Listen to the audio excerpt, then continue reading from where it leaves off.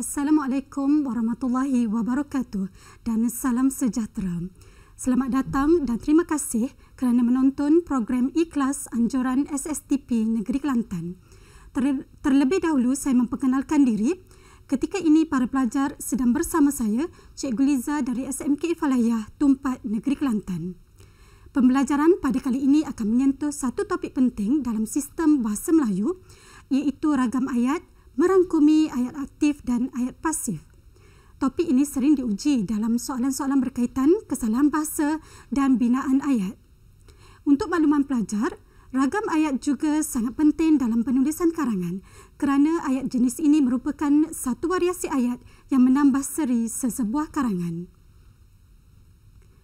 Topik pembelajaran pada kali ini menepati standard kandungan dan standard pembelajaran yang ditetapkan dalam subjek Bahasa Melayu tingkatan 3 KSSM.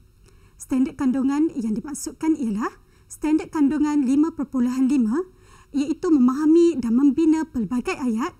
Standard pembelajarannya pula ialah pecahan 5.5.1 iaitu membina dan menukar struktur ayat dengan betul dan tepat mengikut konteks ayat. Sebelum kita meneruskan pembelajaran ini, marilah kita bersama-sama mengetahui ciri-ciri utama yang terdapat pada ayat aktif dan ayat pasif. Terdapat 3 ciri yang harus kita ketahui, iaitu pertama, kedua-dua jenis ayat ini mempunyai struktur yang berbeza tetapi membawa maksud yang sama. Kedua, kedudukan subjek asal dan objek asal berbeza dalam ayat aktif jika dibandingkan dengan ayat yang dipasifkan. Dan ketiga, perbezaan imbuhan juga dapat dilihat pada kata kerja yang digunakan dalam kedua-dua ragam ayat ini. Para pelajar sekalian, apakah yang dimaksudkan dengan ayat aktif dan ayat pasif? Paparan yang sedang kita saksikan sekarang menjelaskan definisi sebenar kedua-dua jenis ayat yang akan kita pelajari pada kali ini. Ayat aktif bermaksud ayat yang mengandungi kata kerja yang mengutamakan pelaku atau pembuat sebagai subjek asal yang diterangkan. Ini bermaksud subjek dan pelaku berada di hadapan ayat. Seterusnya, ayat pasif pula bermaksud ayat yang mengandungi kata kerja yang mengutamakan objek asal sebagai judul atau unsur yang diterangkan. Ini bermaksud objek berada di hadapan ayat menjadi subjek. Dan ayat pasif ini sebenarnya terbentuk asalnya daripada ayat aktif transitif. Terdapat dua jenis ayat aktif dalam bahasa Melayu. Pertama, ayat aktif transitif. Ayat aktif transitif ini ialah yang dapat ditransformasikan menjadi ayat pasif. Manakala ayat aktif kedua ialah ayat aktif tidak transitif. Penanda tak pada perkataan tak transitif menunjukkan ayat ini tidak dapat ditukar menjadi ayat pasif. Seterusnya, ayat pasif pula terbahagi kepada 4 jenis, iaitu yang pertama, ayat pasif kata ganti nama diri pertama, ayat pasif kata ganti nama diri kedua, ayat pasif kata ganti nama diri ketiga, dan akhir sekali ayat pasif untuk kata nama. Para pelajar sekalian, bagaimanakah kata ganti nama diri orang dapat dikaitkan dalam membina ayat pasif? Dalam paparan ini, para pelajar dapat melihat senarai kata ganti nama diri orang yang menjadi rujukan utama dalam menukar ayat aktif kepada ayat pasif.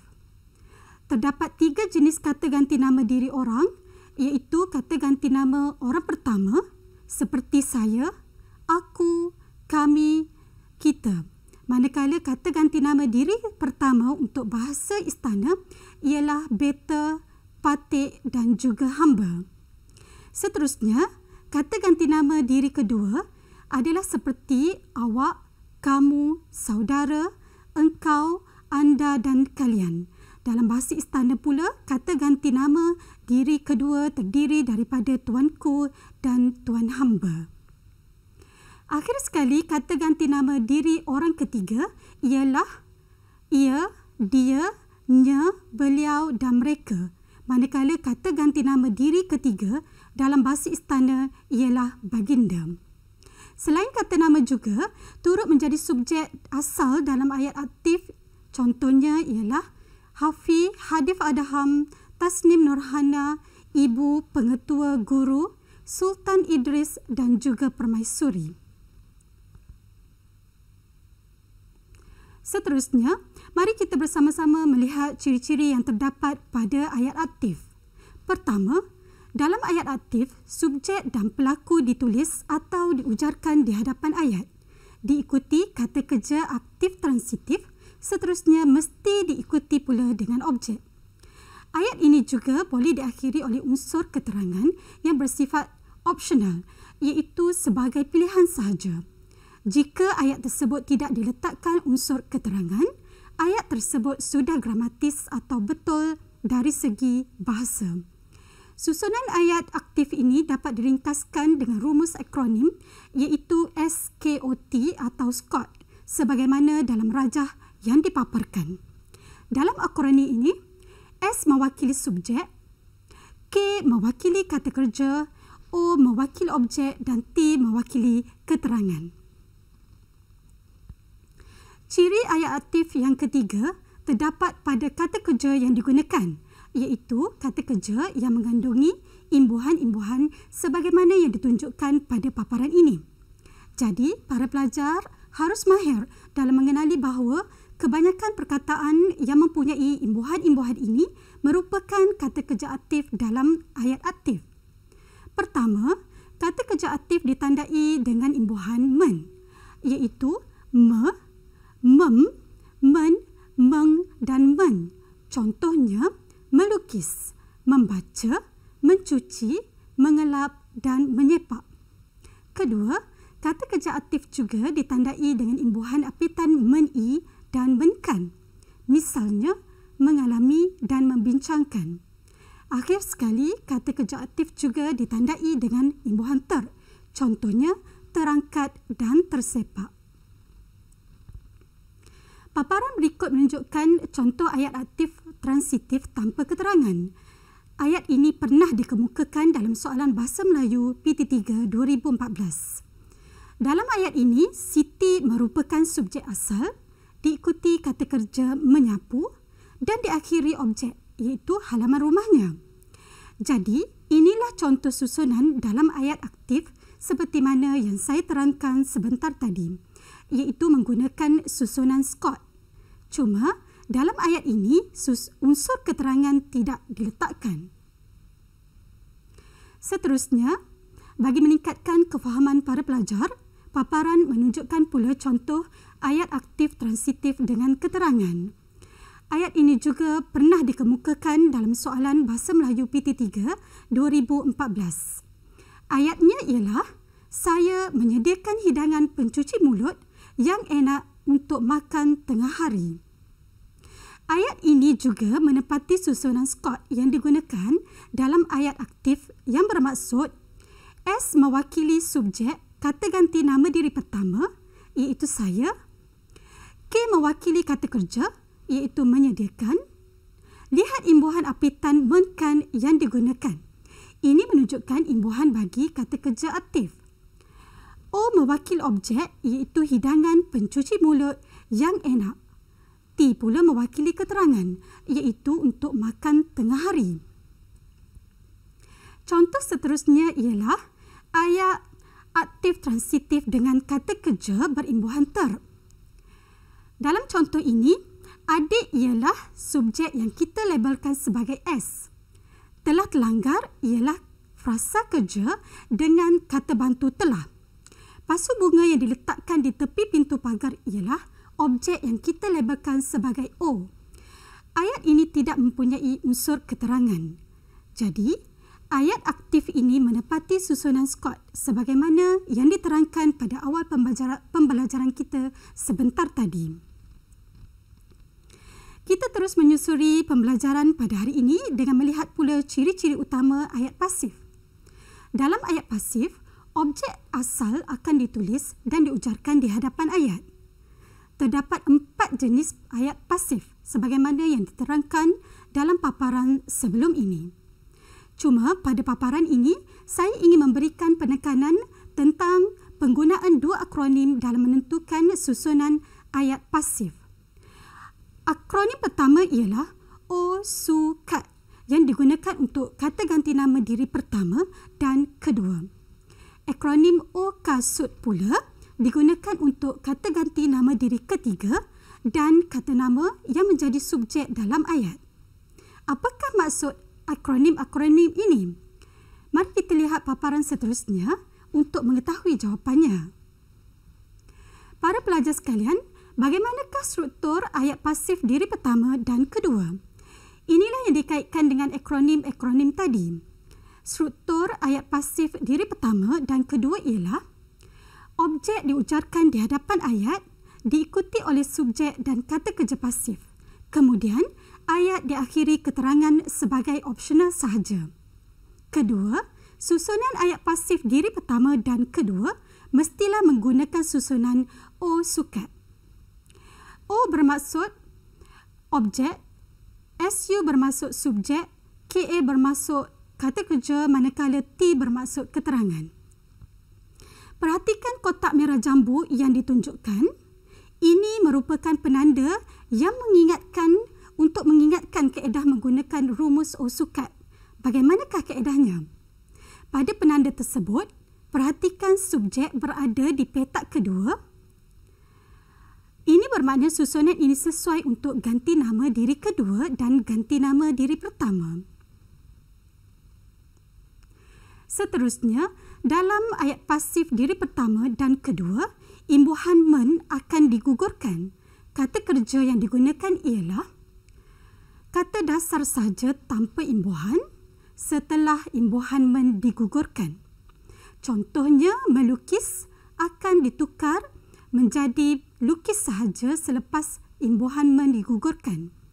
Kata kerja pasif ini akan menjadi kata dasar kerana kata kerja pasif tidak akan menerima apa-apa imbuhan untuk kata ganti nama pertama dan kedua.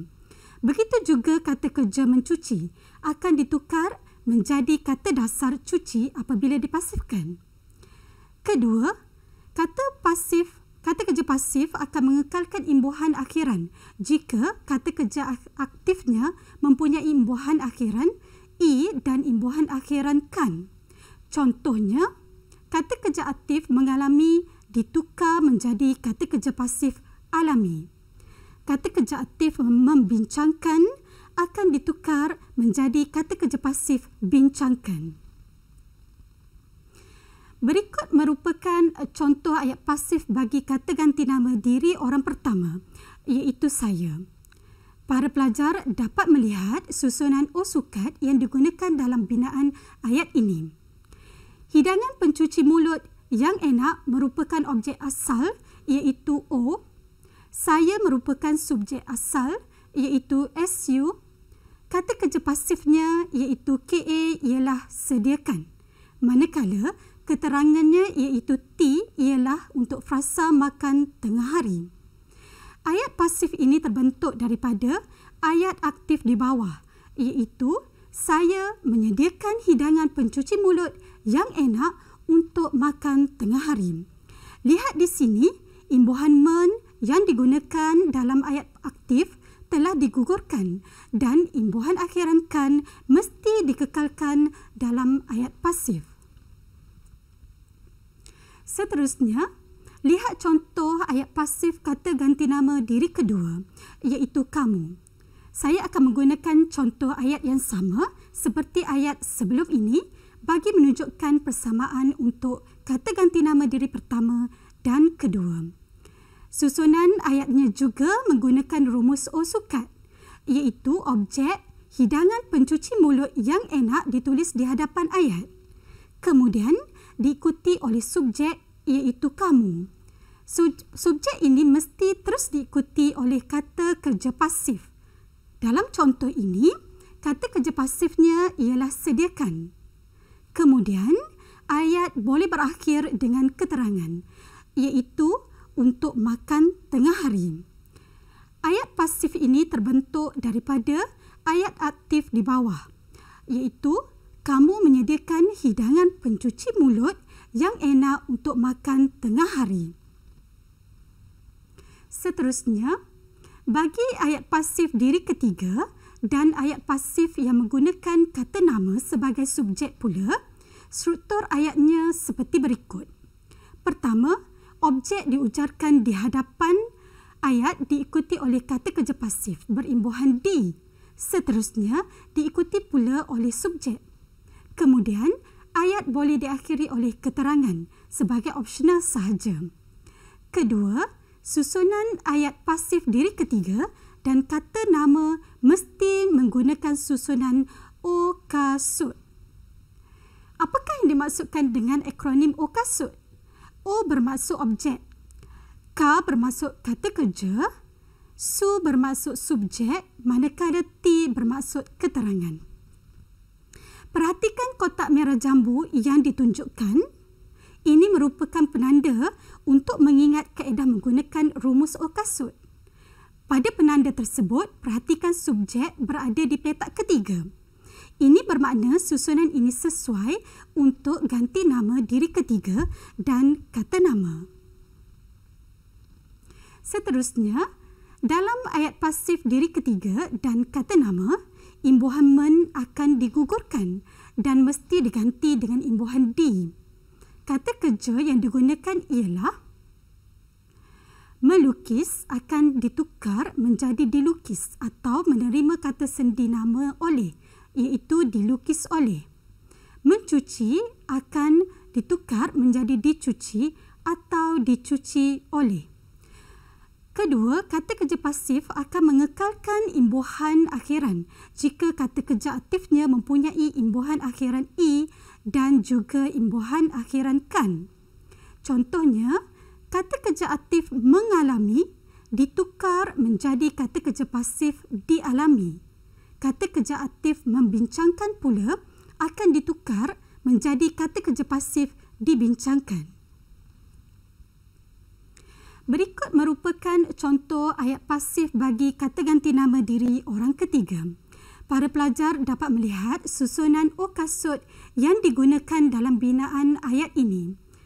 Halaman rumahnya merupakan objek asal iaitu O. Kata kerja pasifnya iaitu KA ialah disapu. Nya merupakan subjek asal iaitu SU yang berasal daripada dia. Manakala keterangannya iaitu T tiada dalam ayat ini. Ayat pasif ini terbentuk daripada ayat aktif di bawah, iaitu dia menyapu halaman rumah. Lihat di sini, imbuhan men yang digunakan dalam ayat aktif telah digugurkan dan diganti imbuhan di. Paparan ini pula merupakan contoh ayat pasif bagi kata nama sebagai subjek asal. Para pelajar dapat melihat susunan OKSUD yang digunakan dalam binaan ayat ini. Halaman rumahnya merupakan objek asal iaitu O. Kata kerja pasifnya iaitu KA ialah disapu. Siti merupakan subjek asal manakala keterangannya iaitu T ialah petang tadi. Ayat pasif ini terbentuk daripada ayat aktif di bawah. Siti menyapu halaman rumahnya petang tadi. Lihat di sini, imbuhan men yang digunakan dalam ayat aktif telah digugurkan dan diganti dengan imbuhan di. Terdapat satu ciri sepunya yang ada pada ayat pasif diri pertama, kedua, ketiga dan ayat pasif kata nama. Ciri ini melibatkan imbuhan ter. Pada paparan ini, para pelajar dapat melihat bahawa penggunaan imbuhan ter dalam ayat pasif boleh digunakan untuk semua ayat pasif kata ganti nama diri pertama, kedua, ketiga dan ayat pasif kata nama. Begitu juga susunannya, iaitu menggunakan susunan OKSUD saja. Manakala yang membezakan imbuhan ter dalam ayat pasif dengan imbuhan ter dalam ayat aktif ialah ayat pasif dengan kata kerja berimbuhan ter mesti diikuti kata sendi nama oleh. Lihat contoh dalam jadual yang dipaparkan. Contoh kata kerja aktif berimbuhan ter ialah terangkat. Manakala kata kerja pasif berimbuhan ter ialah terangkat oleh Di situlah perbezaan yang ingin diterangkan sebentar tadi. Seterusnya, ini merupakan contoh ayat pasif berimbuhan ter. Ayatnya ialah, pasu bunga yang terletak di tepi pintu pagar telah terlanggar oleh adik. Kata kerja pasif ialah terlanggar dengan kata bantu telah. Subjeknya ialah adik. Ayat ini tidak mempunyai keterangan. Pelajar perlu ingat, ayat ini mestilah diletakkan kata sendi oleh kerana jika digugurkan maksudnya menjadi agak pelik, iaitu pasu bunga yang terletak di tepi pintu pagar telah terlanggar adik. Bukankah pelik jika pasu bunga boleh terlanggar adik? Oleh itu, kata sendi nama oleh sangat penting diletakkan di sini. Kesimpulannya, ayat aktif menggunakan satu rumus atau susunan, iaitu akronim SCOT. Manakala ayat pasif menggunakan dua rumus atau susunan bergantung kepada kata ganti nama orang yang digunakan dalam subjek asal. Rumus pertama ialah akronim OSUKAT untuk kata ganti nama diri 1 dan 2. Rumus kedua ialah akronim OKASUT yang digunakan untuk ayat pasif kata ganti nama ketiga dan ayat pasif dengan kata nama. Perhatikan sekali lagi penanda untuk mengingat rumus ini. Penanda bagi rumus OSUKAT ialah subjek berada di petak kedua. Ini bermakna susunan ini sesuai untuk ganti nama kedua dan pasangannya ganti nama pertama. Penanda bagi rumus OKASUT pula ialah subjek berada di petak ketiga. Ini bermakna susunan ini sesuai untuk ganti nama diri ketiga dan juga kata nama. Rumus-rumus inilah yang akan digunakan untuk menukarkan ayat aktif kepada ayat pasif. Untuk slot pada kali ini, kita akan meneliti kaedah menukar ayat aktif kepada ayat pasif sahaja. Jika diberikan kesempatan pada masa yang akan datang, kita mungkin dapat membincangkan pula kaedah menukarkan ayat pasif kepada ayat aktif. Lihat soalan yang dipaparkan. Tukar ayat aktif di bawah kepada ayat pasif. Ayatnya ialah, murid-murid perlu menyusun kerusi dan meja sebelum pulang ke rumah. Dalam ayat ini, murid-murid ialah subjek yang terdiri daripada kata nama. Labelkan S di situ. Labelkan perkataan menyusun sebagai K, iaitu kata kerja. Kemudian, labelkan O, iaitu objek pada perkataan kerusi dan meja. Seterusnya, langkah 2, kenal pasti kata ganti nama diri atau kata nama yang digunakan dalam subjek. Murid-murid merupakan kata nama yang digunakan sebagai subjek dalam ayat ini. Langkah ketiga, tukarkan imbuhan pada kata kerja berdasarkan ciri-ciri ayat pasif. Dalam ayat ini, imbuhan men pada kata kerja menyusun akan digugurkan dan diganti imbuhan di kerana subjeknya terdiri daripada kata nama. Jadi, imbuhan di mesti digunakan pada kata kerja pasif.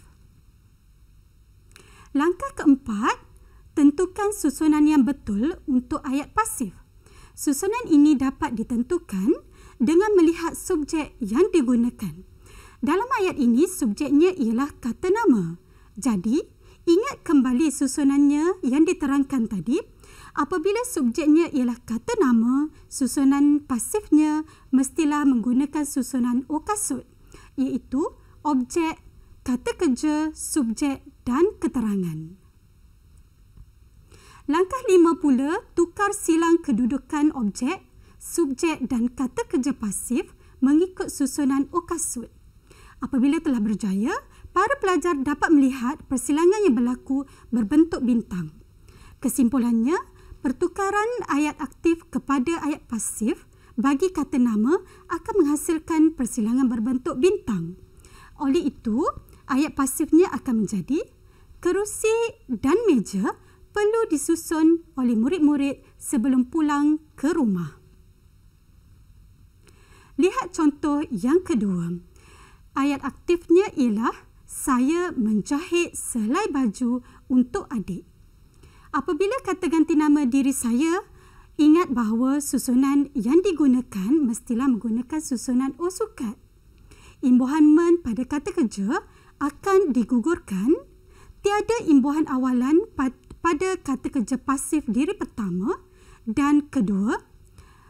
Objek pula akan dibawa ke hadapan. Setelah selesai, pelajar dapat melihat persilangan berbentuk H telah berlaku apabila menukar ayat aktif kepada ayat pasif kata ganti nama diri pertama. Setelah ditukar, ayat pasifnya akan menjadi sehelai baju saya jahit untuk adik. Kaedah yang diterangkan sebentar tadi dapat dipraktikkan dalam pelbagai ayat aktif yang lain. Paparan ini pula merupakan contoh bagi ayat aktif kata ganti nama diri kedua, iaitu kamu. Ayatnya ialah, kamu meminjam novel yang menyentuh perasaan itu daripada Sarah. Apabila dipasifkan menggunakan kaedah-kaedah yang diterangkan tadi, maka ayat pasif yang terhasil ialah, novel yang menyentuh perasaan itu kamu pinjam daripada Sarah.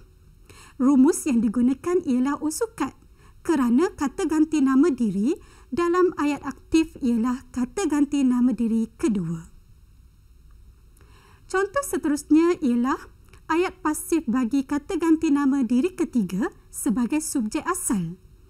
Ayatnya ialah, mereka cuba memanjat kerusi yang tinggi itu. Lihat subjeknya iaitu kata ganti nama diri ketiga. Jadi, para pelajar mesti menggunakan susunan O kasut.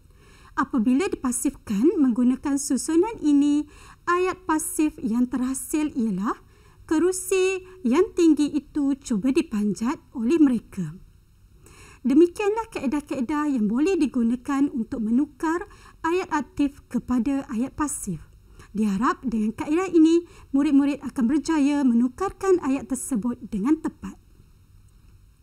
Kesimpulannya, hasil pembelajaran kita pada kali ini dapatlah dirumuskan di sini bahawa ayat aktif dapat ditukarkan menjadi ayat pasif dengan menggunakan rumus O sukat bagi kata ganti nama diri pertama dan kedua. Kemudian, menggunakan rumus O kasut bagi kata ganti nama diri ketiga dan kata nama. Kesimpulan seterusnya yang kedua ialah imbuhan men pada kata kerja dalam ayat aktif akan digugurkan apabila ayat ditukar menjadi ayat pasif kata ganti nama diri pertama dan kedua tanpa diganti apa-apa imbuhan awalan. Ketiga, imbuhan awalan men pada kata kerja dalam ayat aktif akan digugurkan apabila ayat ditukar menjadi ayat pasif kata ganti nama diri ketiga dan kata nama. Kemudian imbuhan ini mesti diganti imbuhan awalan D. Imbuhan akhiran I dan akhiran kan pada kata kerja dalam ayat aktif mesti sentiasa dikekalkan dalam semua jenis ayat pasif. Kelima, beza penggunaan imbuhan ter dalam ayat aktif dan ayat pasif ialah imbuhan ter dalam ayat pasif mesti diikuti kata sendi nama oleh supaya ayat yang dinyatakan lebih gramatis. Semoga dengan penerangan ini, para pelajar dapat memahami kaedah yang tepat untuk menukar struktur ayat. Sebelum saya mengundurkan diri untuk slot kali ini, berikut disertakan beberapa soalan latihan sebagai pengukuhan untuk para pelajar sekalian. Soalannya, tukarkan ayat aktif di bawah kepada ayat pasif. Terdapat 6 soalan yang diberikan.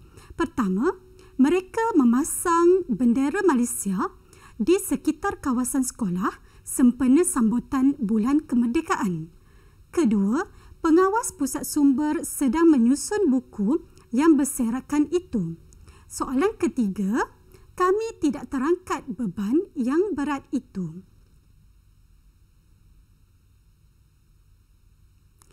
Soalan yang keempat, pihak berkuasa tempatan telah menaik taraf jalan di kampung itu. Soalan kelima, juara pertandingan nyanyian itu menerima berbagai-bagai hadiah yang lumayan. Dan soalan terakhir, Cikgu Aniza mengadakan kelas tambahan bagi subjek matematik pada setiap petang Selasa. Diharap dengan penerangan daripada saya sebentar tadi dapat membantu para pelajar untuk menukarkan semua ayat aktif ini kepada ayat pasif. Jika para pelajar berhasrat untuk menyemak jawapan anda, sila hantarkannya ke alamat email saya iaitu cikguliza1004@gmail.com. Saya akan cuba memberikan respon untuk menyemak semua jawapan jika dihantar nanti. Sekian dahulu pertemuan kita pada kali ini. Jika ada sumur di ladang, boleh hamba menumpang mandi. Jika ada umur yang panjang, boleh kita berjumpa lagi. Sekian, Assalamualaikum warahmatullahi wabarakatuh.